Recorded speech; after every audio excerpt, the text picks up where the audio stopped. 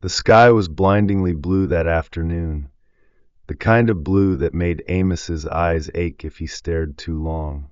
He'd been sent to the field to gather the cows, but they weren't listening today. They scattered in the far pasture, tails swishing, oblivious to his calls.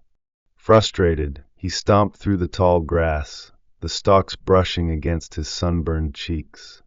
And then he saw it.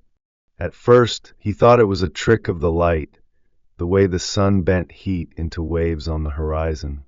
But no, it was closer, right there, just a few feet ahead. A figure, barely taller than him, standing perfectly still among the swaying grass. Its skin shimmered like water under the moon, a deep liquid blue that didn't belong in his world. But its eyes were what froze him. Two orbs of glowing red, like embers pulled from a fire. They didn't blink. They didn't flinch. They only watched.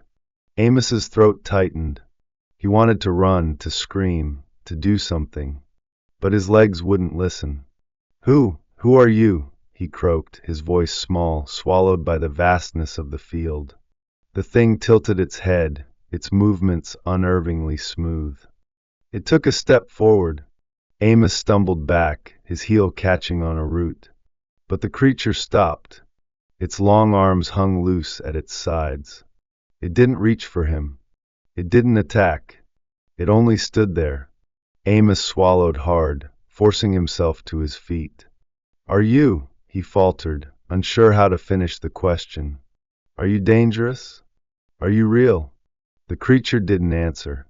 Instead, something strange happened. The air around it seemed to hum, a sound so low and deep Amos felt it more than heard it. And then, a flood of something poured into his mind. Not words, but images. Feelings. He saw a planet, vast and beautiful, its skies the same shimmering blue as the creature's skin. He saw spires reaching into the heavens, glowing softly like distant stars. And then he saw them fall, crumbling, burning, consumed by a darkness that devoured everything.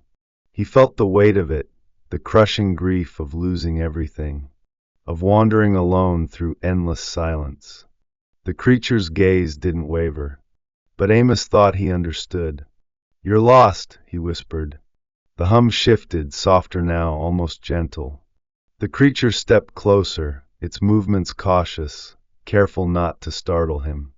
It held out a hand, long and delicate, its fingers trembling slightly. Amos stared at it.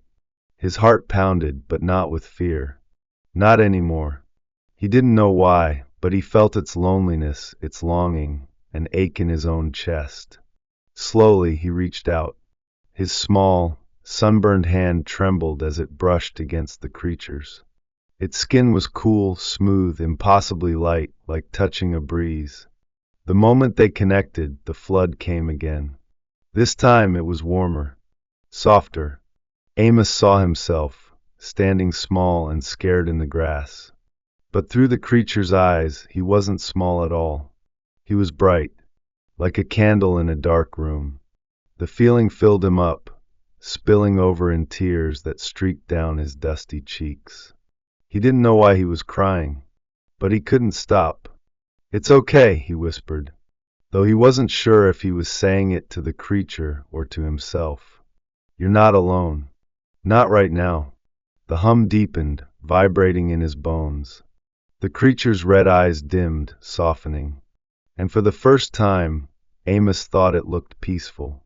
It released his hand and straightened, its gaze lingering on him for a moment longer. Then it turned, walking slowly into the tall grass. Amos wanted to call after it, to ask it to stay, but the words wouldn't come.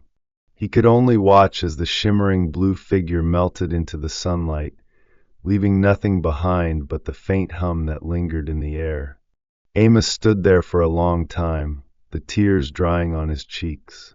The cows wandered back, lowing softly, but he didn't move. Something in him had changed, though he didn't have the words to name it. That night, when the stars came out, Amos climbed onto the barn roof and lay there, staring up at the endless expanse of sky. It didn't feel as empty as it used to. Somewhere out there, he knew, the creature was still wandering. But now maybe it carried a piece of him, the same way he carried a piece of it, and that thought made the vastness of the universe feel just a little smaller.